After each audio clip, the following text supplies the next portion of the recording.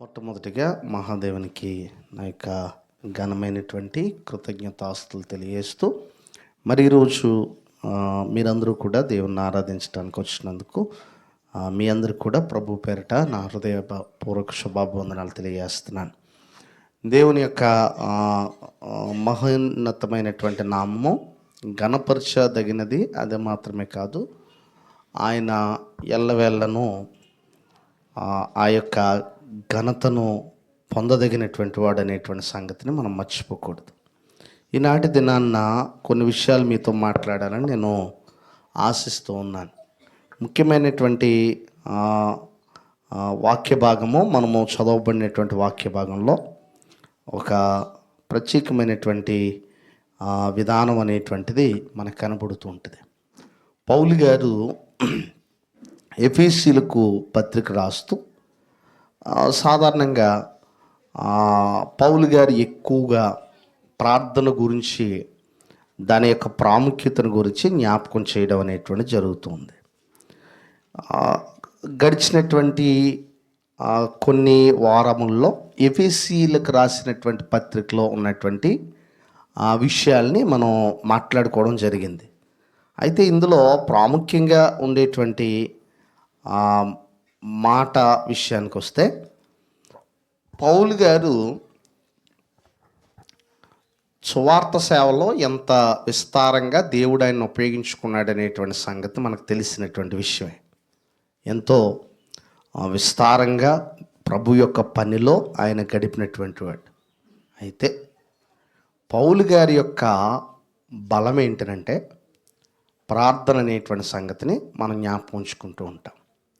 ఇక్కడ ఎఫెసీయులకు రాసిన పత్రిక 6వ అధ్యాయంలో ఆయన మాట్లాడుతూ 6వ అధ్యాయము 18వ వచనము, ఆత్మ వలన ప్రతి సమయమందును ప్రతి విధమైన ప్రార్థనను విజ్ఞాపనను చేయుచు ఆ విషయమే సమస్త పరిశుద్ధుల నిమిత్తము పూర్ణమైన పట్టుదలతో విజ్ఞాపన చేయుచు మెలకువగా ఉండుడి.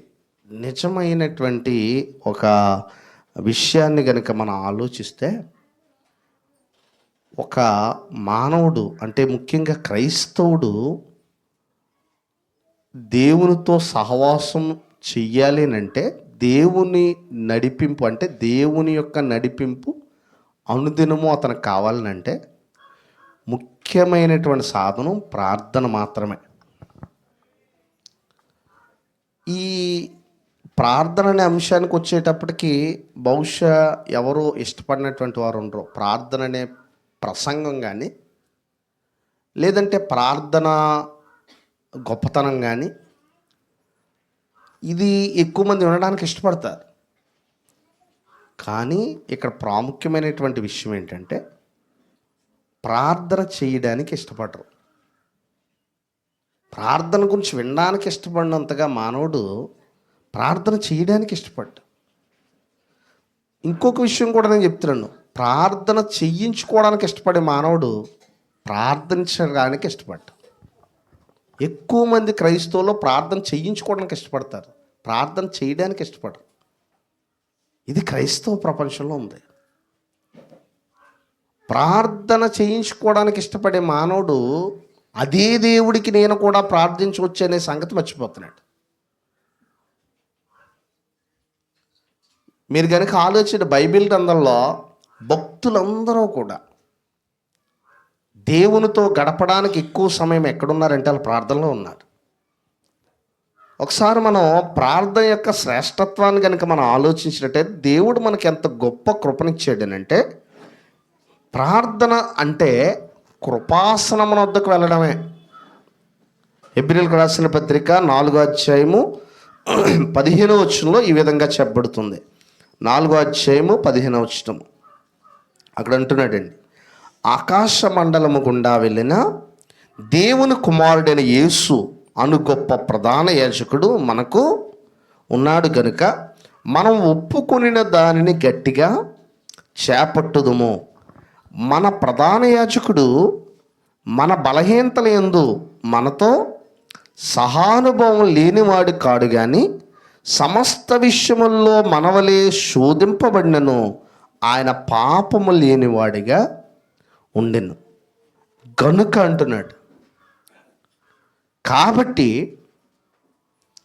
ప్రధాన యాజకుడైనటువంటి యేసుక్రీస్తు ప్రభు అంటండి, మన యొక్క జీవితముల్లో అంటే మానవుల యొక్క జీవితాల్లో అనుభవం లేనటువంటి వాడు కాదు ఆయన. ఈ భూమి మీద మానవుడికి ఎలాంటి శోధనలు వస్తాయో అవన్నీ శోధనలో కూడా యేసు ప్రభు వారు ఈ భూమి మీద మరి ఎన్నోసార్లు ఆయన శోధించబడ్డాడు. మన ప్రధాన యాజకుడు మనవలే శోధించబడ్డాడు. ఇక్కడ అంటున్నాడు చూడండి, మనవలే శోధించబడినను ఆయన పాపము లేనివాడుగా ఉన్నాడు. అంటే ఇక్కడ శోధించబడ్డామో పాపం కాదు, శోధనకు లొంగిపోవడం పాపం. శోధించబడిన మానవుడు ఉండడం. దేవునిలో బలంగా మీరు ఎదుగుతున్నారంటే శోధన కూడా ఎక్కువ ఉంటుంది. దేవునిలో బలంగా మీరు అంటుకట్టబడుతున్నారంటే శోధన కూడా ఎక్కువే ఉంటుంది. యేసు ప్రభు వారికి ఉన్నటువంటి శోధనలు ఎవరికన్నా ఉన్నాయా? లేవు. ఆయన చాలా శోధించబడ్డాడు. ఆయన మానసికంగా శోధించబడ్డాడు, శరీర రీతిగా శోధించబడ్డాడు. అంత మాత్రమే కాదు, ఆయన ఒక రకంగా చెప్పాలంటే తన యొక్క సొంత జనుల చేత ఆయన శోధించబడ్డాడు. అంత మాత్రమే కాదు, ఆయన బోధ చేసినప్పుడు కూడా శోధించబడ్డాడు. డెఫినెట్గా ఇప్పటికీ ప్రసంగాల్లో మాకు అనిపిస్తూ ఉంటుంది, బైబిల్ నుంచి ఎంత చక్కగా ప్రసంగం చేసినా శోధించేవాడు ఎవడొకడు కూర్చుంటాడు సమాజంలో. యేసుప్రభు కూర్చోలేదా? యేసుప్రభు వారు చెప్పిన తర్వాత పరిసయ్యులు సద్దూకయ్యులు ఆయన శోధింపవలెనని. సో శోధనలు అనేటువంటి ఉంటూ ఉంటాయి. ఈ శోధనలన్నిటినీ జయించాలంటే ప్రార్థన యొక్క ప్రాముఖ్యత గురించి మరి బైబిల్ గ్రంథంలో మాట్లాడుచున్నాడు. చూడండి, ప్రార్థన గురించి ఆయన ఒక మాట అన్నాడు, ప్రార్థించు క్రైస్తవులు ఎక్కువగా విశ్వాసం కలిగినటువంటి వారై ఉంటారంటండి. ప్రార్థించేటువంటి క్రైస్తవులు ఎక్కువగా విశ్వాసం కలిగినటువంటి వారై ఉంటారు. రెండో విషయం ఏంటంటే, విశ్వాసం గల క్రైస్తవులు ప్రార్థిస్తారు. ప్రార్థించే క్రైస్తవులు విశ్వాసం కలిగినటువంటి వారై ఉంటారు. విశ్వాసము గురించినటువంటి అంటే ఎక్కువ ప్రార్థన చేస్తున్నాడని అంటే, ఎక్కువగా దేవునితో మాట్లాడడానికి ఇష్టపడుతున్నాడని అంటే అతను ఖచ్చితంగా దేవుని పట్ల ఏం కలిగి ఉంటాడు? తక్కువ దేవునితో మాట్లాడడానికి ఇష్టపడుతున్నావు అంటే తక్కువ దేవుని మీద విశ్వాసం కలిగి ఉన్నావు అని అర్థం. ప్రార్థన అనేటువంటిది, నేను అనేటువంటిది ఏంటంటే, ప్రార్థన దినచర్య వేరు, ప్రార్థన సమయమందు సందర్భమందు చేయడం వేరు. ప్రార్థన ఆచారపూర్వకమైనటువంటిది కాదు. ఇప్పుడు ఇది ఎలాంటిదని అంటే, ప్రార్థన అంటే ఒక మాటలో చెప్పాలంటే దేవునితో ఏం చేయడం అండి? మాట్లాడుటే ప్రార్థన. మీరు ఈ విషయాన్ని కనుక మానవ సంబంధాల్లో కనుక పట్టుకొచ్చినట్టయితే మానవులతో ఎప్పుడు మాట్లాడతారు? మానవులతో, మీ ఇంట్లో వాళ్ళతో ఎప్పుడెప్పుడు మాట్లాడతారంటే దానికి ఆన్సర్ ఉందా? రోజు ఉదయాన్నే 7 గంటలకు మాట్లాడతానండి, ఆ తర్వాత మళ్ళీ వాళ్ళతో నేను మాట్లాడండి. 7 గంటలకు 10 నిమిషాలు మాట్లాడతానండి ప్రతిరోజు 7 గంటలకి. ప్రతిరోజు 7 గంటలు నేను ప్రార్థన చేసేసుకుంటాను. కాదు, ఇది కాదు ప్రార్థన అంటే. అది ఆచారము, అది మంచిదే, నేను కాదని అంటలేదు. కానీ సందర్భానుసహితముగా కృపాసనం వద్దకు చేరేటువంటి గొప్ప అవకాశం. అంటే ఎప్పుడు, అందుకే అంటున్నాడు, ఏమన్నాడంటే, ఒక మాట్లాడుతున్నాడు, ఏమన్నాడంటే, ఎల్లప్పుడూ దేవునికి కృతజ్ఞతాస్తుతులు చెల్లించుడి. సహాయం కావాలి, దేవుని యొక్క సహాయం కావాలి. నువ్వు ఎప్పుడైనా ప్రార్థించవచ్చు. కీర్తనకారుడు ఏమంటాడనంటే, కావలి కాయవారు వేకువ కొరకు ఎదురు చూచినట్లు దేవా నా ప్రాణం నీ కొరకు ఎదురు చూస్తుంది. దేవుడితో మాట్లాడుటకు నిజ క్రైస్తవుడి యొక్క ప్రాణం ఎదురు చూస్తుందండి. నువ్వు ఈ భూమి మీద ఎవరితో మాట్లాడకపోయినా నీకంత అనిపించదేమో కానీ దేవునితో ఒక్కరోజు గడపకపోతే ఉండేటువంటి ఆ యొక్క సహవాసం, ఆ యొక్క బంధం ప్రార్థనలో ముడిపడి ఉంది. అందుకే బైబిల్ గ్రంథంలో చెప్తున్నాడు, ఏమంటున్నాడనంటే ఈ తెస్సలోనికి రాసినటువంటి పత్రిక 5వ అధ్యాయము, తెస్సలోనికి రాసినటువంటి మొదటి పత్రిక 5వ అధ్యాయము అక్కడ చెప్తున్నాడు చూడండి. 5వ అధ్యాయము అక్కడ అంటున్నాడండి,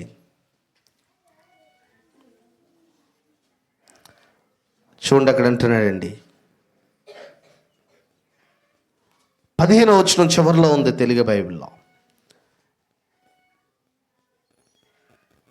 నేను మొదటి నుంచి చదువుతున్నాను. ఎవడునో కీడుకునకు ప్రతి కీడు ఎవరికైనాను చేయకుండా చూచుకున్నది, మీరు ఒకని ఎడల ఒకడును మనుషులందరి ఎడలను ఎల్లప్పుడూ మేలైన దాన్ని అనుసరించి నడుచుకున్నది, ఎల్లప్పుడూ సంతోషంగా ఉండుడి, ఎడతెగక ఏం చేయమన్నాడండి? ప్రార్థన చేయడు. ప్రార్థన ఎలా చేయాలట? ఎడతెగక ప్రార్థన చేయాలి. బైబిల్ గ్రంథంలో అపోస్తుల కార్యంలో మనం ఆలోచించినట్లయితే, వీరు అపోస్తుల బోధ యందును, సహవాసం అందును, రొట్టె విరుచుట యందును, ఇంకోటి కూడా ఉంది అక్కడ, ప్రార్థన చేయటి యందును వారు ఎడతెగక ఉన్నారు. ప్రార్థన లేనివాడు క్రైస్తవుడు కాదు. మీరు ప్రార్థన ప్లేసులో ఏ పరిచర్య చేసినా మీరు ప్రార్థన చేయకపోతే దేవునితో బంధం ఉండదు. దేవునితో ప్రత్యేకమైనటువంటి బంధాన్ని మీరు కలిగి ఉండాలంటే అది కేవలం ప్రార్థన ద్వారా సాధ్యం. ఒకవేళ ఇంకో దాని ద్వారా ఏదైనా సాధ్యపడుతుంది అంటారా? అందుకే యేసుక్రీస్తు ప్రభు ఈ భాగ్యాన్ని ఇచ్చాడు. అందుకే తండ్రి అయిన దేవుడు ఏమంటుంటాడనంటే, గురించి మాట్లాడుతూ పౌలు గారు అంటుంటారు, అబ్బా తండ్రి అని మొర్రపెట్టు తన కుమారుని ఆత్మను మనలో పెట్టాడు. యేసుక్రీస్తు ద్వారా దేవునికి, తండ్రి అయినటువంటి దేవునికి ప్రార్థన చేయటం మన జీవితాల్లో గొప్ప భాగ్యం అనేటువంటి సంగతి మనం జ్ఞాపకం ఉంచుకోవాలి. అయితే ప్రార్థన చేసేటువంటి మనం ఒక విషయాన్ని జ్ఞాపకం ఉంచుకోవాలి. ప్రార్థన అంటే కేవలం అడగటమే కాదు. ఒకటి, దేవునికి కృతజ్ఞతాస్తుతులు చెల్లించుట. బైబిల్లో భక్తులు ప్రార్థన చేశారు. రాజుల గ్రంథంలో సొలొమోను ప్రార్థన ఏ విధంగా ఉందో చూడండి. దేవుణ్ణి వర్ణించాడు. దేవునితో కాసేపు తన యొక్క, అంటే ఎప్పుడైతే దేవాలయం కట్టాడో అప్పుడు దేవునికి ఏం చేశాడండి? ప్రార్థన చేశాడు. ఆ ప్రార్థనలో దేవునికి స్తుతులు చెల్లించాడు. చెల్లించి మనం ఆలోచించినట్లయితే ఆయన ఎంతగా లీనమయ్యాడు అనంటే, రాజు అయ్యుండి కూడా మోకరించి దేవునికి ఏం చేశాడంటే ప్రార్థన చేశాడు. చేసి దేవుని కూర్చున్నటువంటి అనేకమైనటువంటి విజ్ఞాపన ప్రార్థన అంటే కృతజ్ఞతలు చెల్లించడం. రెండోది ఏంటంటే, మనం ఆలోచించినట్లయితే మన యొక్క వ్యక్తిగతమైనటువంటి విషయాలను అనడం. ఇంకోటి విజ్ఞాపన చేయడం. విజ్ఞాపన అంటే ఒకరి తరపున మనము ఏం చేయాలి? ప్రార్థన చేయాలి. ఒక విషయం జ్ఞాపకం ఉంచుకోండి, మీలో మనలో ఒకరి పట్ల ఒకరికి ప్రేమ అంటే ముఖ్యమైనది ఎక్కడ తెలుస్తుందో తెలుసా? మీ పర్సనల్ ప్రార్థనలో తెలుస్తుంది. ఒకరి గురించి మీరు వ్యక్తిగతంగా ఎంత ప్రార్థన చేస్తున్నారో నిజంగా అతన్ని మీరు ప్రేమిస్తున్నారని అర్థం. బయట పలకరించుకోయన్నీ కపటం కావచ్చు చాలాసార్లు, కానీ నిజంగా రహస్యంగా వెళ్ళి ఒక వ్యక్తి గురించి మీరు ప్రార్థన చేస్తున్నారని అంటే ఆ సహోదరుని మీరు అంతగా ప్రేమిస్తున్నారని అర్థం. వ్యక్తిగతంగా నా ప్రార్థనలో నా సహోదరులు, నా సహోదరులు గుర్తుకొస్తున్నారా? ఎంతకాలమైనా నేను నా కొరకు, నా కుటుంబం కొరకే ప్రార్థించుకుంటున్నానా? నా సహోదరులు, నా సహోదరుల సంగతి ఏంటి? వారి కొరకు ప్రార్థిస్తున్నానా? ప్రార్థిస్తే ఏమని ప్రార్థిస్తున్నాను? వాళ్ళకి తోడుగా ఉండండి, ఆడికి నీడై ఉండండి, అంతే. ఆ రెండు ముక్కలేనా? నీ గురించి నువ్వు దేవుణ్ణి అడిగినట్టుగా నీ సహోదరుల గురించి అడగగలుగుతున్నావా దేవుని దగ్గర? అలా అబ్రహాం అడిగాడు దేవునితో. ఎన్నిసార్లు రిక్వెస్ట్ చేశాడు చూడండి లోతు గురించి. ప్రభా లోతుని కాపాడి దీవించి ఆశీర్వదించట్లే. అయ్యా 50 మంది ఉంటే రక్షిస్తావా? లోతు గుండెల్లో ఉన్నాడు. అబ్రహాంకి 50 మంది ఉంటే రక్షిస్తానన్నాడు ఆయన. తర్వాత ఎంతకు వచ్చింది? 40 మందికి వచ్చింది. అబ్రహాం అంటున్నాడు 40 మంది ఉంటే రక్షిస్తావా? ఇన్ని రిక్వెస్ట్లు, ఇన్ని విజ్ఞాపనలు ఎందుకు చేస్తాడంటే లోతు పట్ల అతనికి ఉన్నటువంటి ప్రేమ. ఈరోజు మనం ప్రార్థనలో ఒక వ్యక్తి గురించి అంతగా ప్రార్థన చేయగలుగుతున్నామా?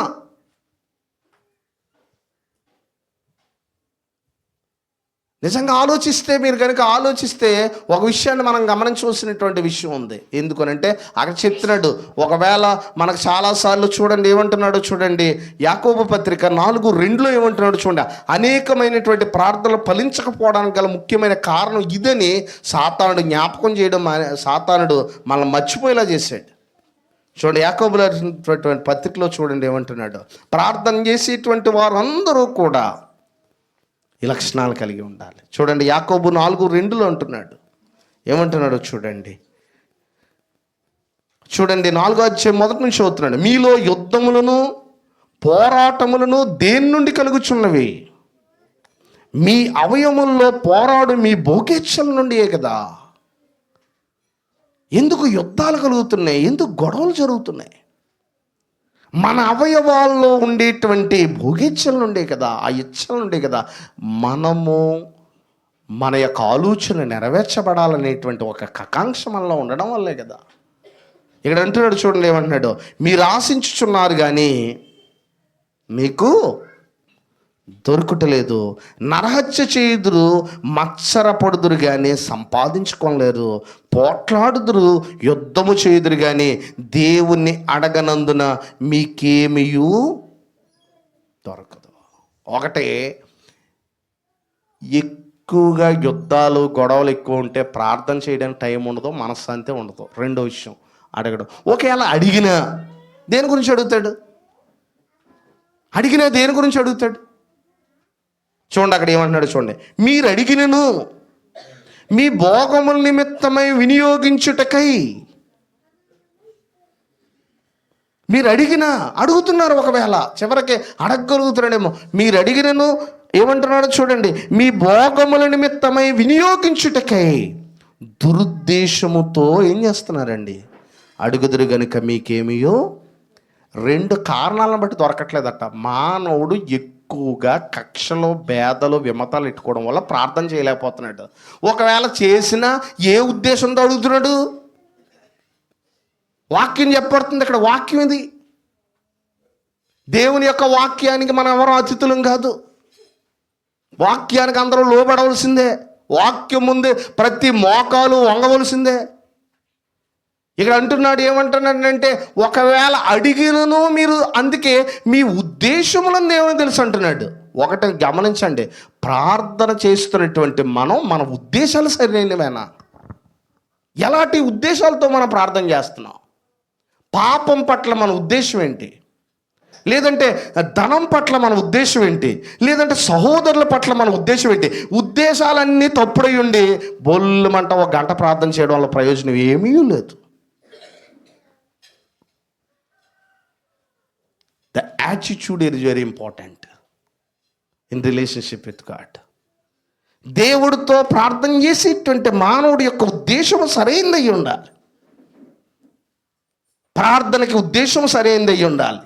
ఒకవేళ అలా ఉన్నట్లయితే దేవుడు ఖచ్చితంగా ఆయన అన్నాడు, ఆయన చిత్తానుసారంగా మీరు ఏది అడిగినను ఆయన మనవి ఏం చేస్తాడంటండి? ఆలకిస్తాడట. ఆయన చిత్తానుసారంగా.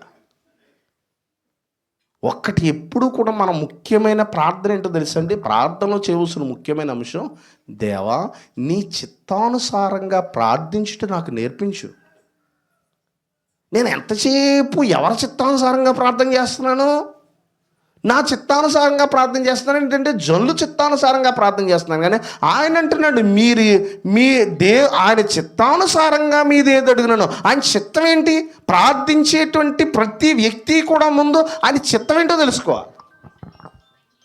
ఆయన చిత్తం ఏంటో తెలుసుకోగలిగినట్లయితే ఆయన చిత్తమును కూర్చునేటువంటి ఏర్పాటు ఏంటి అనేటువంటి ఆయన చిత్తం, ఆయన ఇష్టం ఏంటి? అసలు దేవునికి ఏది ఇష్టం?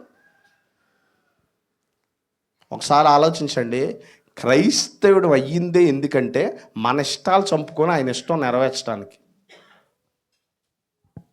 అందుకే ఏమంటున్నాడంటే పౌలు గారు అంటున్నారు, నేను క్రీస్తుతో కూడా ఏం చేయబడ్డాను? సిలువేయబడి ఉన్నాను. అసలు ముందు ప్రాబ్లం ఏంటంటే క్రీస్తుతో పాటు సిలువ వేయబడని జీవితం. క్రీస్తుతో పాటు సిలువ వేయబడ్డవా? నీ శరీరం సిలువ వేయబడిందా? క్రీస్తుతో పాటు సిలువ వేయబడి ఉన్నాను, ఇక జీవించువాడిని ఏమంటున్నాడండి?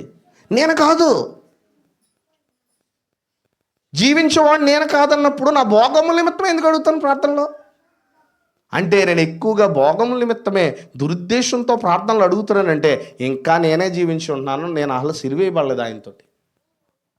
ఇక్కడ అంటున్నాడు, నువ్వు జీవించేవాడు నేను కాదు, క్రీస్తే నాయందు జీవిస్తున్నాడు.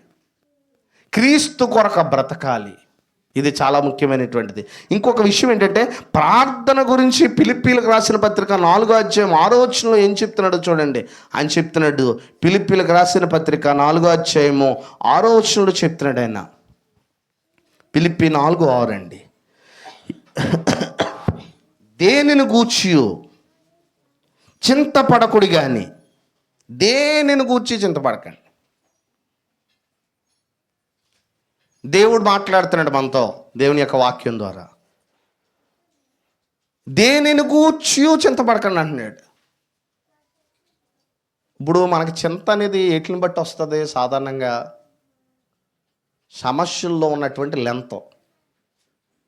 అంటే ఎలా అంటే సమస్య చిన్నదా పెద్దదా?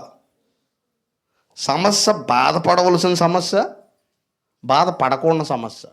ఒక్కోసారి మనకు ఎలా ఉంటుందంటే ఎదుటోడు సమస్య నీకు చాలా చిన్నగా కనపడవచ్చు, కానీ అతను పెద్ద సమస్య అది.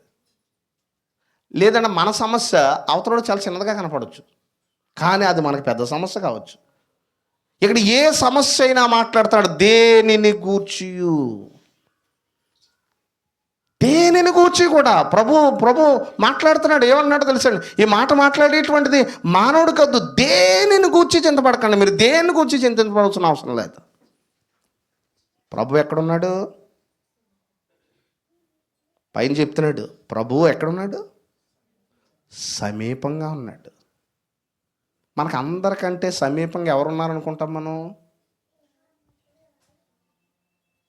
మనం ఎలాంటి వాళ్ళం అంటే మన సమస్య మొట్టమొదటిగా ప్రభు చాలా దూరంగా ఉన్నాడు, మిగతా వాళ్ళందరూ సమీపంగా ఉన్నారనుకుంటాం మనం.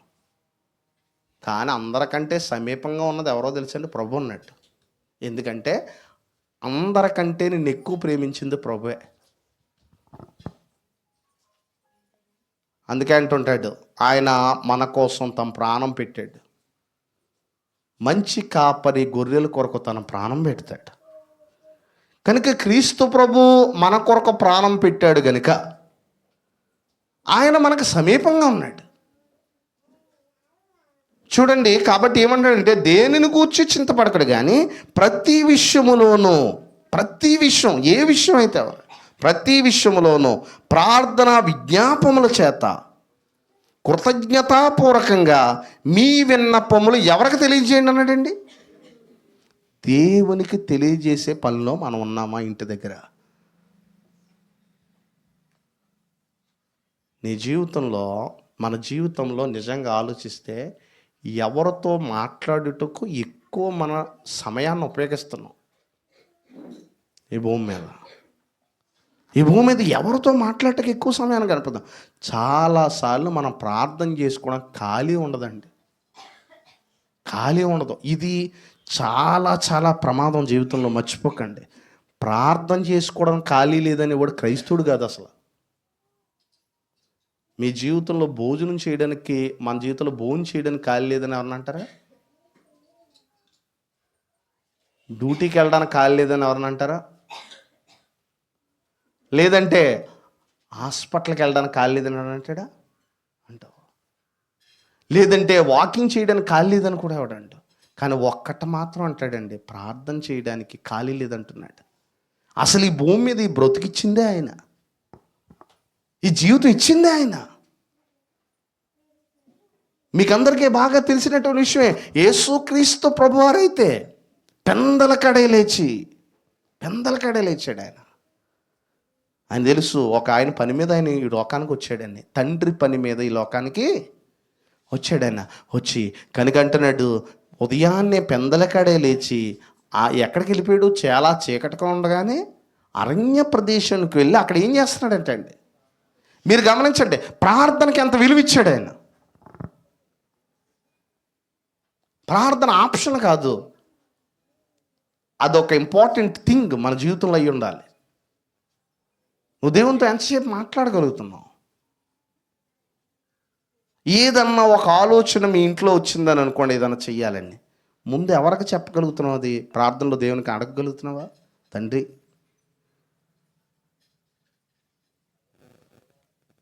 అంతా మీరు కనుక ఆలోచించినట్లయితే ఏ విషయమైనా సరే దేవుని దగ్గరికి వచ్చి, ప్రభా ఇలా చెయ్యాలనుకుంటున్నానయ్యా, నేను నీ దృష్టికి ఇది అంగీకారమా కాదా? ప్రభా నేను ఇలాగ చెయ్యాలని అనుకుంటున్నాను. ప్రభా ఇన్ని ఖచ్చితంగా మనం ఆలోచించినట్టు, ఈ రోజు ఇంతవరకు నన్ను కాచి భద్రపరిచావు, నా పాపాలను కడిగి వేసావు, నా జీవితంలో తోడుగా ఉన్నావు. ఎంతవరకు మనం తోడుగా ఉన్నటువంటి దేవునికి. ఒక విషయం ఎక్కువగా ఏం జరుగుతుందంటే, మీలో ఎవరికైనా శ్రమ సంభవించిన, యాకోబు అంటున్నాడు, మీలో ఎవరికైనా శ్రమ సంభవిస్తే అతడు ఏం చేయాలి? ఈ బయట ఏం చేస్తారంటే, ఎక్కువగా మీ ప్రార్థన అవసరాల కొరకు మాకు ఫోన్ చేయండి చెప్పి ఫోన్ నెంబర్ ఇవ్వడం వల్ల మంచిదే, అది కాదని అనట్లేదు.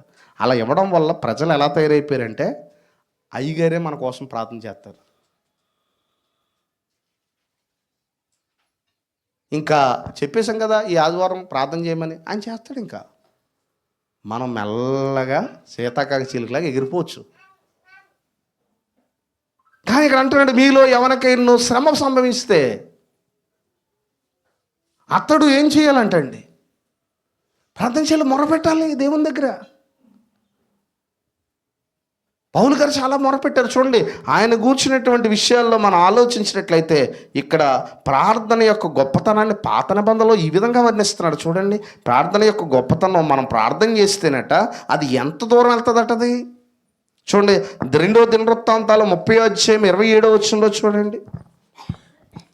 దినవృత్తాంతాలు 30:27, 2 దినవృత్తాంతాలు 30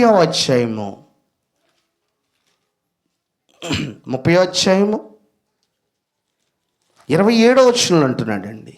30:27. అప్పుడు లేవీయులైన యాజకులు లేచి జనులను దీవింపగా వారి మాటలు వినబడెను. వారి ప్రార్థన ఎక్కడికి వెళ్ళిందంటండి? ఆకాశముననున్న పరిశుద్ధ నివాసమునకు. ఆన్సర్ ఎక్కడి నుంచి వస్తుంది మనకి? వారి ప్రార్థన ఎక్కడికి వెళ్ళిందంట? ఆకాశమునున్న పరిశుద్ధ నివాసానికి వెళ్ళిద్దట ప్రార్థన. అందుకే ప్రాణగంధాలో కూడా ఏమంటుంటాడనంటే, ఆ యొక్క పాత్రలు పరిశుద్ధుల ప్రార్థనలు. అంటే ఇక్కడ మనం ప్రార్థన చేసి ఎవరు వింటున్నారు ఆ ప్రార్థన? ఎప్పుడు కూడా మనము ప్రార్థన చేసేటువంటి మనందరం కూడా బలమైన విశ్వాసం ఉండాలి. ఎందుకు బలమైన విశ్వాసం ఉండాలనంటే, ఎందుకు ప్రార్థన చేయలేకపోతున్నాం? ఒకటే కారణం, దేవుడు ఏమీ చేయలేడనే కదా. ప్రార్థనలో ఎక్కువ గడపడం కారణం ఏంటి? దేవుడు ఏమి చేయలేడనే కదా. అదే కారణం. పైకి ఒప్పుకోకపోయిన కారణం అదే. ఆయన వల్ల పెద్దగా ఏమవ్వదు. ఎక్కువ ప్రార్థనలో గడపపోయాడంటే అంతర్యుద్ధమైన ఆన్సర్ ఇదే. ఎక్కువ నువ్వు ప్రార్థనలో గడపట్లేదంటే దాని అర్థం ఏంటి తెలుసా? ఆయన వల్ల జరిగేది ఏది లేదు. భక్తుల ప్రార్థనలు మనం వినలేదా? పాత నిబంధన గ్రంథంలో వారంతా ప్రార్థించారు దేవునికి. మోషే ప్రార్థించగా మనం పాట పాడుతుంటాం. యెహోషువ ప్రార్థన చేశాడు, సూర్యచంద్రులను ఆపాడు ఆయన. అలాగనే పౌలు శీలలు పాటలతో ప్రార్థించారు చెరసాలలో. అలాగనే దావీదు ఎప్పుడూ ప్రార్థన చేస్తూనే ఉన్నాడు. పేతురు చెరసాల్లో ఉంటే సంఘం ఏం చేసిందండి? అత్యాసక్తితో ప్రార్థన చేశారట. సంఘం అంతా కూడా. ఎప్పుడు కూడా మీరు ఆలోచించండి, మన దగ్గర ఎన్ని వనరులు ఉన్నాయో అవన్నీ మనం లెక్కలేసుకొని విశ్వాసాలు ప్రారంభించకండి. మన దగ్గర ఎన్ని వనరులు ఉన్నా ప్రభు అందుకే అన్నాడు, యెహోవా పట్టణమును కాపాడిన యెడల దానికి కావలి కాయేవారు వేచి ఉండుట. మనమేమనుకుంటామంటే కావలి బాగా కాస్తున్నాం కాబట్టి ఇదేదో మనకి అనుకుంటున్నాం, కానీ ఆయన కాపాడిన యెడల కావలి కాయేవారు వేచి ఉండుట వ్యర్థమే. శూన్యములోని ఆయన శూన్య మండలం పైన భూమిని వేలాడదీశాడు ఆయన. మనం చాలాసార్లు ఏమనుకుంటామంటే మనం ఎలా థింక్ చేస్తామో దేవుడు అలా థింక్ చేస్తున్నాడు అనుకుంటాం మనం. ఇశ్రాయేల్ అలాగే అనుకున్నారు. ఇశ్రాయేల్కి ఎర్ర సముద్రం అడ్డొచ్చింది. ఎర్ర సముద్రం ఎదురుంది, వెనకాల ఎవరు వస్తున్నారు? ఫరో సైన్యం ఉంది. ఇశ్రాయేల్ ఏమనుకున్నారనంటే ఇంకా మనల్ని ఎవరో ఏం చేయలేరు, కాపాడలేరు. మనల్ని ఎవరో కాపాడలేరు. అందరూ ఒక మోషే మీద సనుగుతున్నారు. మళ్ళీ ఎవరి మీద సనుగుతున్నారు? దేవుని మీద సనుగుతున్నారు. మనల్ని ఎవరో కాపాడలేరు. ఇంకా మోషే మాత్రం దేవుని దగ్గరికి వెళ్ళాడు. నీ కర్ర ఎత్తగానే సముద్రం 2 పాయలుగా ఏమైపోయింది? విడిపోయింది. ఇశ్రాయేలు గొప్ప కీర్తన పాడారు. అంటే మానవుడి దృష్టిలో లిమిటెడ్ నాలెడ్జ్ ఉండడం వల్ల మానవుడు ఎప్పుడు ఏమనుకుంటాడనంటే నా వల్ల అవ్వలేంది దేవుడు వల్ల కూడా అవ్వదనుకుంటాడు. అవునా? నా వల్ల అవ్వలేంది ఎవరి వల్ల అవ్వదనుకుంటాడు? దేవుడు వల్ల కూడా అవ్వదనుకుంటాడు. ఈరోజు చాలామంది విశ్వాసుల ప్రార్థన డాక్టర్ రిపోర్ట్స్ని తిరగరాసింది. డాక్టర్లో రిపోర్ట్ చెప్తారు, ఇదిగో ఇంక నువ్వు హిజ్కియా కూడా కన్నీటితో అతని యొక్క నిజంగా ఆలోచించాలి, మరణం అవుతావు. ఎంత మరణం అవుతావు అనే మాట ఎంత భయంకరంగా ఉంటుంది మానవ శరీర రీతిగా. కానీ గొప్ప ఆశీర్వాదం ఏంటంటే కొత్త నిబంధనకు వచ్చేటప్పుడు భయం లేకుండా చేశాడు యేసుప్రభు. పాత నిబంధనకు వచ్చేటప్పుడు వాళ్ళకి చాలా మరణం అంటే భయం వేసింది. అందుకే వెంటనే టక్కన ప్రార్థన చేశారు. ఏమనంటే, అయ్యా నీ సన్నిధిలో ఎలా బ్రతికనో ఒకసారి జ్ఞాపకం చేసుకో. కొత్త నిబంధనకు వచ్చేటప్పటికి మరణానికి మించిన నిరీక్షణ ఇచ్చేసాడు యేసు ప్రభు. అందుకే పౌలు గారు అనగా బ్రతుకుడు క్రీస్తే చావైతనకు లాభం అంటున్నాడు. ఇది ఎంత గొప్ప నిరీక్షణ ఇచ్చిందో చూడండి. కొత్త నిబంధన క్రీస్తునందు బ్రతుకుడు క్రీస్తే చావైతే నాకు లాభం అండి. బ్రతికితే క్రీస్తు కొరకు బ్రతకడానికి నాకు కావాలి అన్నీ అనేటువంటి సంగతి ఎప్పుడూ కూడా మీరు గమనించండి. ఏది దేవుణ్ణి అడుగుతున్నా, ఏది దేవుణ్ణి అడగాలని మీరు అనుకుంటున్నానా, అది వచ్చిన తర్వాత నేను దేవునికి దూరం అవుతానా దగ్గర అవుతానా ఒక్కసారి కాల్కులేట్ చేసుకుంటున్నా. చాలాసార్లు నేను వివాహాల్లో చూస్తూ ఉంటాను. ఎంతోమంది దైవ సేవకులు ఎన్ని చెప్పినా వివాహాల్లో చాలామంది రాంగ్ స్టెప్పే వేస్తారు.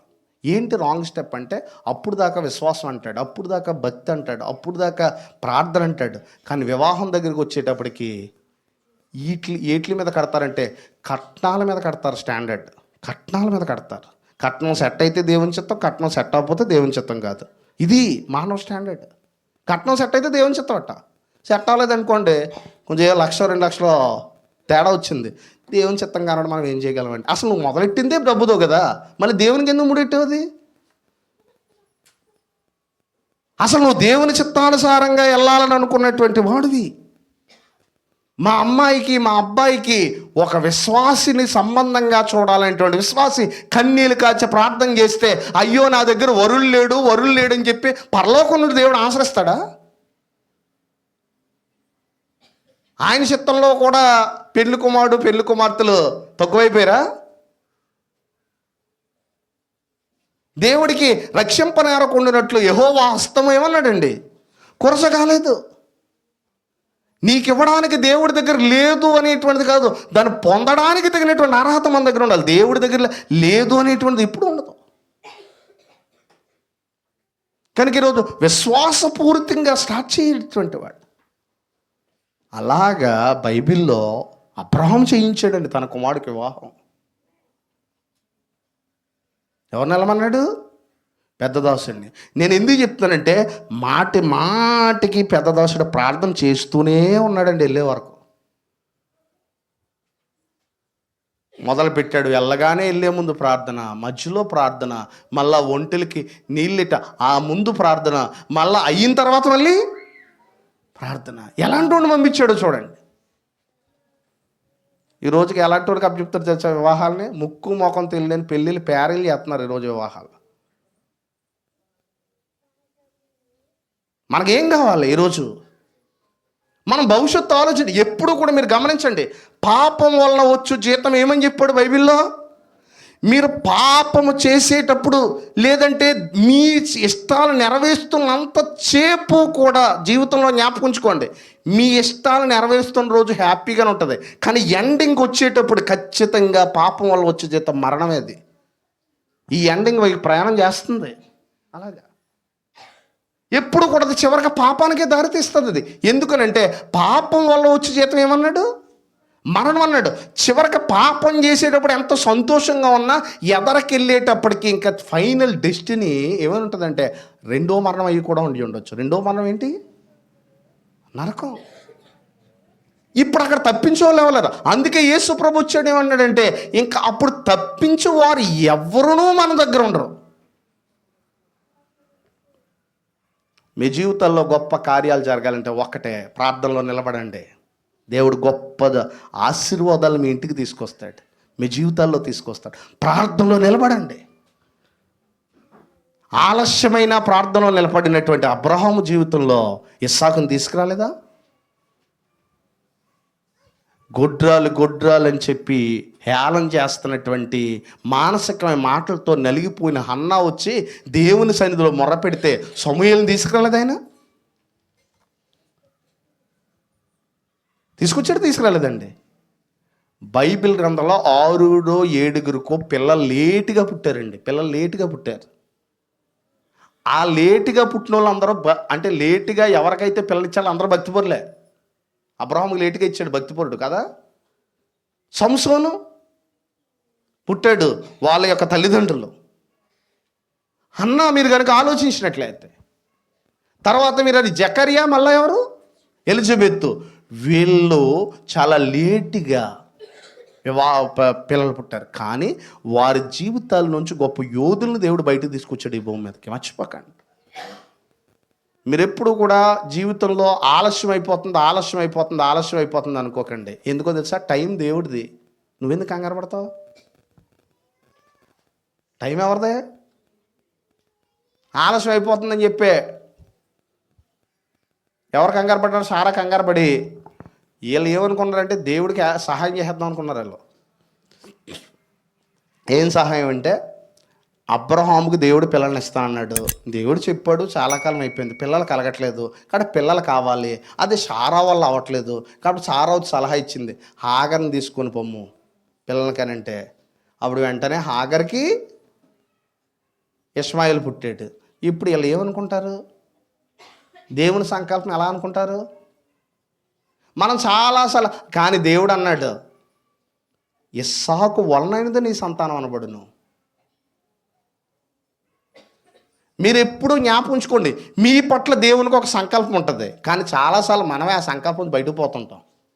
దేవుడికి ఎప్పుడు మన పట్ల మంచి ఉద్దేశాలు ఉంటాయి, కానీ మనమే కంగారపడి ఆ సంకల్పం నుంచి బయటకు వెళ్ళిపోయి మన జీవితాలు చేజీవితాలను నాశనం చేసుకుంటూ ఉంటాం.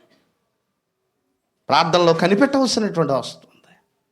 ప్రార్థనలో మనము దేవుని వెంట, అందుకే ఇక్కడ అంటున్నాడు, ఏమన్నాడు చూడండి.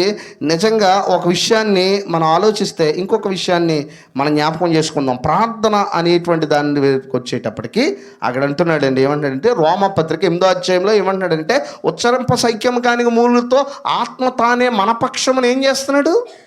విజ్ఞాపన చేస్తున్నాడు. అయితే ప్రార్థన మనం ఎవరెవరి కొరకు చేయాలి?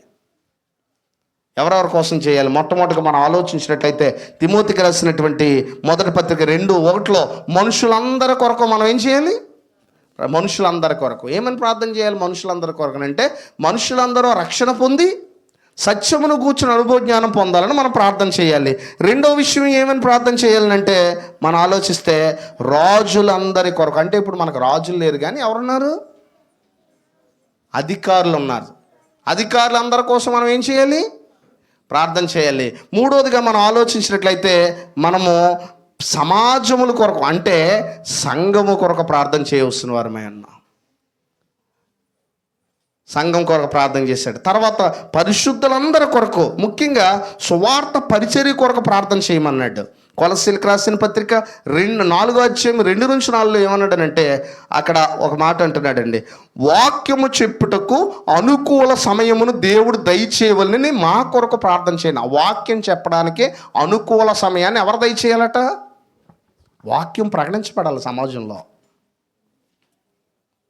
వాక్యం ప్రకటించకపోతే మానవులు దేవుని చిత్తం నుంచి తప్పిపోతారండి. తప్పిపోతే డెస్టినీ ఏమవుద్ది?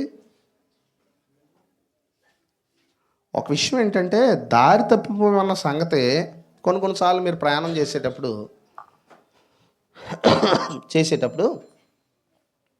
దారి తప్పిపోయన్న సంగతి ఓ 10 కిలోమీటర్లు వెళ్ళిపోయేదాకా తెలదు. ఎప్పుడన్నా అనుభవించారు అలాంటి? అంటే ఫస్ట్ దారి తప్పున ఏం తెలదండి. అది మామూలు వెళ్ళిపోతుంది, సాయిగా ప్రయాణం చక్కగా సాపి జరిగిపోద్ది. కానీ ఎక్కడో చోట మనం దారి తప్పి వచ్చేసామని. అలాగనే మన ఆలోచన దారి తప్పకుండా ఉండడానికి, దేవుని చిత్తానుసారంగా మనం వెళ్ళడానికి ప్రార్థన ఎక్కువ చేయాలి. ఎందుకంటే సాతానుడు మనల్ని ఎవరినైనా సరే ప్రేరేపించబడతాడు. తర్వాత మనం ఆలోచించినట్లయితే సువార్తికుల కొరకు ప్రార్థన చేయమని బైబిల్ గ్రంథం ప్రత్యేకంగా చెప్పబడుతుంది. చూడండి ఏమంటున్నాడనంటే, ఎఫెసీయులకు రాసిన పత్రికలోనే ఏమంటున్నాడనంటే, చూడండి, సువార్త మర్మమును ధైర్యంగా తెలియచేయుటకు నేను నోరు తెరిచినప్పుడు 6:18-20 దాన్ని గూర్చి నేను మాట్లాడవలసినట్టుగా ధైర్యంతో మాట్లాడటకే వాక్శక్తి నాకు అనుగ్రహింపబడినట్లు నా నిమిత్తమును పూర్ణమైన పట్టుదలతో ఏం చేయమంటున్నాడండి? సువార్తికుల కొరకు మనం ఏం చేయాలి? ప్రార్థన చేయవలసినటువంటి వారు అన్నారు. ఆ రోజుల్లో సువార్తికులు సేవకు పంపించడం అంటే వాళ్ళు చాలా ఇష్టపడేవారు. వాళ్ళు అంటే ఆ రోజుల్లో సువార్తక సేవకు పంపించడం అంటే సాధారణంగా భారతదేశంలో సువార్తికుడు ఒక్కడ పని అనుకున్నాను, కానీ ఇది సంఘం పని సువార్త ప్రకటించబడటం. పౌలు గారు అంటారు, మీ వల్ల నేను సాగనంపుదునని నిరీక్షిస్తున్నానని రాశాడు రోమపత్రికలో. అంటే ఆ రోజు ఎలా ఉండేదని అంటే, ఆ రోజుల్లో ఇప్పుడు చూడండి పండగలు వచ్చాయంటే బంధువులను ఎలా పంపించేవారు? సువార్తికుని ఎలా పంపించేవారు వాళ్ళు. అయ్యా నువ్వు వెళ్తున్నావు ఏంటి, నీకు కావాల్సిన అవసరం ఏంటి? లేదంటే అక్కడ మళ్ళీ సిఫారసు లెటర్ రాసేవారు, ఇదిగో మన నుంచి సహోదరులు తన జాగ్రత్త అక్కడ. ఎందుకనంటే అక్కడ సువార్త ప్రకటించడానికి అనుకూలమైనటువంటి సమయం, వాటి గురించినటువంటి ప్రార్థన చేసేవారు. తర్వాత మనం ఆలోచించినట్లయితే మనం ఇంకొక విషయం గురించి ప్రార్థన చేయాలి. యాకోబు రాసిన పత్రిక 5:14 అంటున్నాడండి, మీలో ఎవడైనా రోగి ఉన్నాడా? అతడు సంఘ పెద్దలను పిలిపింపవలను, వారు ప్రభువు నామమున అతను నూనె రాచి అతని కొరకు ఏం చేస్తారు? ప్రార్థన చేస్తారు. కనుక వీటి కోసం కూడా, అనారోగ్యంతో ఉన్నటువంటి వారి కోసం కూడా ప్రార్థన చేయాలి. ఇంకొక మాట ఏంటంటే, తెస్సలోనికీ రాసిన పత్రిక 5:23 ఎక్కువ వీటి గురించి మనం ప్రార్థన చేయాలి. ఏంటి? 5:23 చూడండి, సమాధానకర్తయగు దేవుడే మిమ్మును. చూడండి, తెస్సలోనికీ రాసిన పత్రిక 5:23 సమాధానకర్తయగు దేవుడే మిమ్మును సంపూర్ణంగా పరిశుద్ధపరచునుగాక, మీ ఆత్మయు జీవమును శరీరమును మన ప్రభు అయిన యేసుక్రీస్తు రాకడయందు నిందారహితంగాను సంపూర్ణంగా ఉండినట్లు కాపాడునుగాక. చూడండి, దీనికోసం మనం ఎంతమంది ప్రార్థన చేస్తున్నాం? 3 విషయాలు చెప్పాడు ఇక్కడ. ఒకటి ఏంటి? ఆత్మ, జీవము, శరీరం. ఇవన్నీ ప్రభువు రాకడ వచ్చే వరకు కూడా ఎలా ఉండాలి? అక్కడ చెప్తున్నాడు చూడండి, ఎలా ఉండాలని చెప్తున్నాడు. నిందారహితముగాను, మళ్ళీ ఏమంటున్నాడండి? సంపూర్ణంగా ఉండినట్లు కాపాడుకోవాలట. ఎప్పటి వరకు? ప్రభు రాకడ వచ్చే వరకు కూడా. ఈ లోకంలో కాపాడుకోవాల్సినటువంటి పని ఉంది. కాబట్టి ఏం చేయాలి? అందుకే పౌలు గారు అంటుంటారు, నేను భ్రష్టుడిని అయిపోతానేమో అని చెప్పి ఏమంటున్నాడండి? శరీరమును ఏం చేసుకుంటున్నాడట? నలగొట్టుకుంటున్నాడంట. ఎక్కడ నలగొట్టుకుంటున్నాడు? ప్రార్థనలోనే కదా. ఒక వ్యక్తి నిజంగా శరీరాన్ని ఎక్కడ నలగొట్టుకోగలడంటే ప్రార్థనలోనే. మన గురించి మనం కరెక్ట్గా ఎక్కడ అర్థమవుతుందో తెలుసండి? మన తండ్రి ముందు కాదు, మన తల్లి ముందు కాదు, మన భార్య ముందు కాదు, మన పిల్లల ముందు కాదు, లేదంటే మన బంధువుల ముందు కాదు, మన చుట్టూరు ఒక 50 మంది జనం ఉన్నప్పుడు కూడా కాదు. మోకాళ్ళు వేసి ప్రార్థన చేస్తాం చూసాం మనం ఒక్కడిగా వెళ్ళి, అప్పుడు నువ్వేంటో నీకు బాగా అర్థమవుతుంది. అర్థమవుతుందా? మోకాళ్ళు వేసి ఒంటరిగా వెళ్ళినప్పుడు మన గురించి మనకి బాగా అక్కడ అర్థమైనట్టుగా ఎక్కడన్నా అర్థమవుద్దా? అర్థమవుదు. అప్పుడు ఒకవేళ అక్కడ పాపం గుర్తొచ్చింది అనుకోండి, పాపినైన నన్ను కరుణించును దేవా అని ఎవరు చేశారు ప్రార్థన? అక్కడ సుంకర చేశాడు. సుంకరే ప్రార్థన చేశాడు. మళ్ళీ ఇంకొకరు ఎవరు వచ్చి ప్రార్థన చేశారు?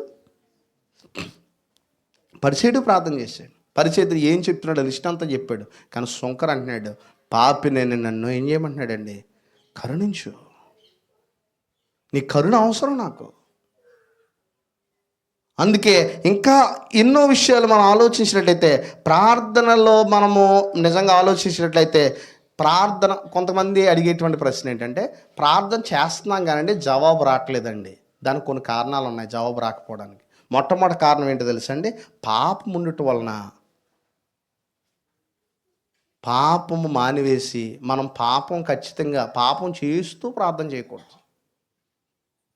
పాపాన్ని ఏం చేయాలి? మనం పాపాన్ని విడిచిపెట్టాలి తప్పనిసరిగా.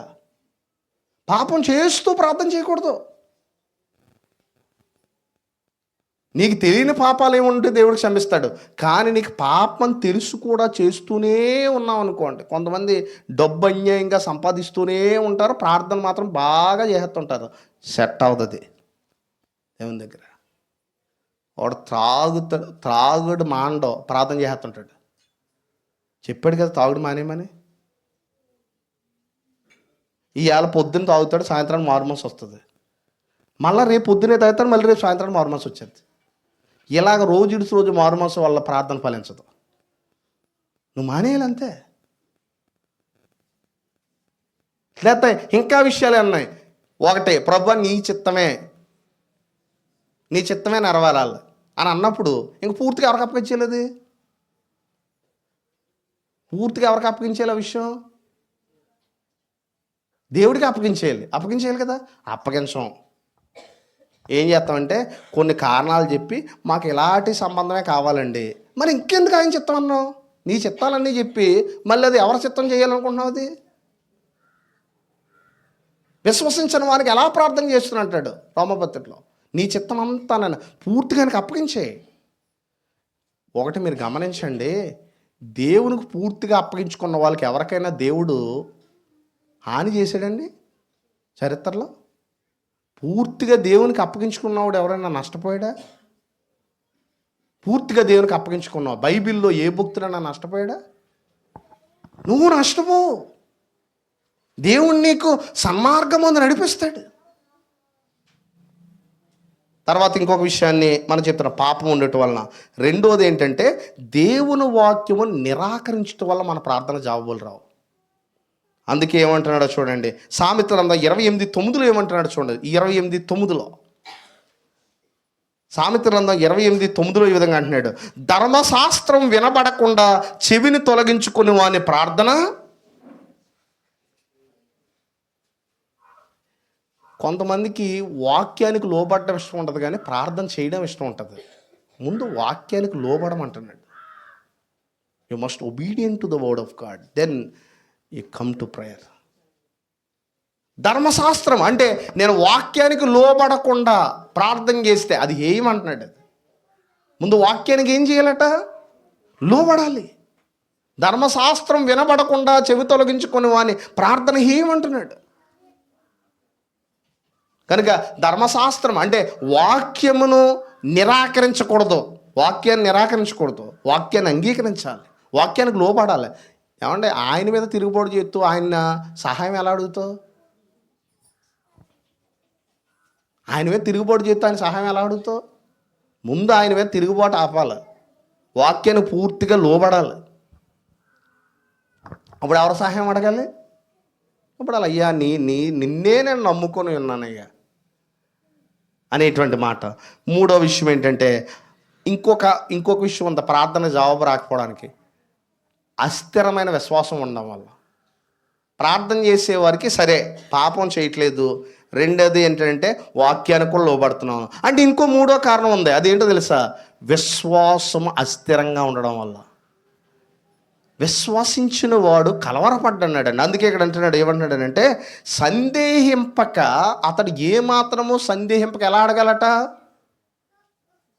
సందేహింపకూడదు. ఒక్కొక్కసారి మన ప్రార్థన ఎలా ఉంటుందంటే మీకు తెలియదేం కాదు, ఒకసారి అడుగు చూద్దాం, దేవుడే చేస్తే చేయొచ్చు. ఇది విశ్వాసం లేని ప్రార్థన. ఇది అడుగు చూద్దాం, ఒకవేళ ఆయనకి ఏమన్నా మనసు కరిగితే చేస్తాడు, లేదంటే తర్వాత మళ్ళీ రెండోది ఏదో ఆశ్రయిద్దాం. అసలు ముందు ప్రార్థనకు అదే పెద్ద ఆటంకం. నువ్వు విశ్వాసంతోనే ఉన్నావా? ఇంకా ఒక్క రూట్లో పూర్తిగా దేవుని మీద ఆధారపడి విశ్వాసంతో మనం అడగగలిగేటువంటి వాడి మీద పూర్తిగా విశ్వాసం ఉండి మనం దేవుని అడగగలగాలి, నమ్మగలగాలి. తర్వాత ఇంకొక విషయం ఏంటంటే ఇంకొక ఆటంకం ఉంది, తగనివి అడుగుట వలన. అందుకే ఒక్కొక్కసారి మనం అడిగేవి నిజంగా మనము దేవుని స్తుతించడానికి అవసరమై ఉండాలి. ఇక చివరిది ఏంటంటే సహోదరుని క్షమించకపోవడం వల్ల నీ ప్రార్థన వినపడదు ఆయనకి. సహోదరుని మనస్ఫూర్తిగా నువ్వు క్షమించగలుగుతున్నావా? హృదయపూర్వకంగా నువ్వు క్షమించకపోతే ఆయన కూడా నేను క్షమించను అన్నాడు. చూడండి, అది కూడా చూద్దాం. మత్తయి సువార్త 6:14-15 చూడండి. మనుష్యులు అపరాధములను మీరు క్షమించని ఎడల మీ పరలోకపు తండ్రి మీ అపరాధములను. మనం చాలాసార్లు ఏం చేస్తామంటే మనం ఇంకొకరిని క్షమించకుండా వచ్చి పాపిని నన్ను కరుణించింది ఏమంటాం. నీ పట్ల పాపం చేసిన నువ్వు క్షమించగలుగుతున్నావా? నువ్వు క్షమాపణ అడగాలంటే ముందు నీ తోటి పాపని ఏం చేయాలి? చాలాసార్లు మనం ఎదుటోడిని క్షమించలేకపోతున్నామంటే పరలోకములో ఉన్నటువంటి దేవుడి కంటే గొప్పోళ్ళ కింద వ్యవహరిస్తున్నాం మనం. ఎందుకంటే సాక్షాత్ ఆయనే పరలోకం దిగొచ్చి భూమి మీదకి వచ్చి మనిషిని క్షమించాడంటే మనం ఇంకోని క్షమించడం ఏమైనా గొప్ప ఉందండి? అంటే ఈరోజు ఏం జరుగుతుందో తెలుసండి, పరిశుద్ధుడైన దేవుడు, అనంతుడైన దేవుడు భూమి మీదకి వచ్చి పాపిని క్షమిస్తే పాపి తోటి పాపిని క్షమించలేకపోతున్నాడు. ఏ పాటి వారు ఆయన ముందు మన ఎవరం? అందరూ పాపం చేసి దేవుడు అనుగ్రహించిన మహిమను పొందలేకపోయామండి మనందరం కూడా. అప్పుడు దేవుడు ఏం చేశాడంటే మనల్ని కాదనకుండా తన అనాదికాల సంకల్పంలో యేసుక్రీస్తు ప్రభు యొక్క రక్తం ద్వారా మనల్ని ఏం చేసుకున్నాడో తెలుసండి. ఒక విషయం మాత్రం ఇప్పటికి ఆశ్చర్యం వేస్తుంటుంది. మనం ఎలాంటి వారు అంటే చివరికి మాట నేను చెప్తున్నాను. కుష్ఠవ్యాధిగ్రస్తులు ఆయన దగ్గరకు వస్తే ప్రభువా నీకిష్టమైతే ఏం చేయమన్నారండి? మమ్మను శుద్ధులుగా చేయండి. నీకు ఇష్టమైతే మమ్మల్ని శుద్ధిగా చేయండి అని అన్నారండి. నీకు ఇష్టమైతే చెయ్యి. ఎందుకంటే కుష్ఠవ్యాధిగ్రస్తులను ఎవరో ఏం చేయరండి, ముట్టుకోరు. కానీ ప్రభు ఏమన్నాడు తెలుసా? నాకు ఇష్టమే, శుద్ధులుగా చేస్తాను. అలాగున్నే పాప ఘోరమైన బంధకాల్లో ఈ మానవ లోకంలో మనము పాపం అనేటువంటి ఒక వ్యసనం వల్ల నశించిపోతున్నప్పుడు ఆయన అన్నాడు, నాకు ఇష్టమే నిన్ను క్షమించడం, నాకు ఇష్టమే పౌలుని క్షమించడం, నాకు ఇష్టమే దావీదుని క్షమించడం, నాకు ఇష్టమే అని చెప్తూ బైబిల్ గ్రంథంలో నాకే దావీదు అనుకుంటాడు, నాకు ఇష్టమే సౌలుని క్షమించడం. ఆయన చాలాసార్లు అన్నాడు, పాత నిబంధనలో భక్తులను క్షమించాడు ఆయన. నిజంగా ఆలోచించాడు. పేతురుని అంటున్నాడు పేతురుతో, నాకు ఇష్టమే పేతురుని క్షమించడం. పేతురు అబద్ధం అంటాడా? అయినా ఇష్టమే, నాకు క్షమిస్తాను. పేతురు క్షమించడం వల్ల ఇంకా గొప్పవాడిగా మారుతాడు. ఈ రోజున ఎదుటివాడిని క్షమించడం మనకి ఇష్టమేనా? దేవునికే ఇష్టమైంది అది. కనుక అవతల వాళ్ళు దేవుని దగ్గరికి వచ్చేలాగా క్షమిద్దాం. అప్పుడు మనం పరిపూర్ణమైన నిష్కపటమైన హృదయంతో, దేవా మమ్మల్ని కనికరించు, మా జీవితాలని సంవత్సరం అంతా కూడా నీ కృపలో నడిపించు. మన గురించి మాత్రమే కాదు, బైబిల్ గ్రంథంలో అన్నాడు, సంతోషించు వారితో కలిసి ఏం చేయమన్నాడు? సంతోషించండి. ఏడ్చు వారితో కలిసి ఏడువుడి. ఎక్కడ ఏడుస్తాం? ఏడ్చు వారితో కలిసి ఏడుడా? ప్రార్థన కంటే గొప్ప ప్లేస్ ఉందండి? ఎవరైతే మన సహోదరుడు ఏడుస్తున్నాడో అతని నిమిత్తం మనం ప్రార్థనలోకి వెళ్ళి ఏడుస్తున్నాం అని అనుకోండి, సహోదరుని ప్రేమించిన వారి మొత్తం ఈ దుఃఖ కన్నీళ్ళు కూడా ఏమవో వృధా కావు. అందుకే అన్నాడు, నా నా యొక్క కీర్తనకాడు ఏమంటాడనంటే, నా కన్నీటిని నీ బుడ్డులో ఉంచుకున్నాం. నేను ఒక ప్రశ్న అడుగుతున్నాను, ఇప్పటి వరకు మన క్రైస్తవ జీవితంలో ఎన్ని కన్నీళ్ళు ఆయన బుడ్డులో ఉన్నాయి? ఒకవేళ ఉంటే వాళ్ళకి దేవుడు సమాధానం కూడా ఖచ్చితంగా ఇస్తాడు. మానవులు నీ కన్నీళ్ళు వృధా చేస్తారు, కానీ దేవుడు ఎన్నటికీ నీ కన్నీళ్ళు వృధా చేయడు. అందుకే అంటుంటాడు, నీవు కన్నీళ్లు విడిచుట నేను చూచి తిని అన్నాడా లేదండి? నీవు కన్నీళ్ళు విడిచి నేను చూచాను. మన కష్టాలు ఉన్నప్పుడు, శ్రమల్లో ఉన్నప్పుడు కన్నీరు విడిచి ఆయన చూసినప్పుడు తప్పనిసరిగా మనల్ని ఆయన కనికరిస్తాడు.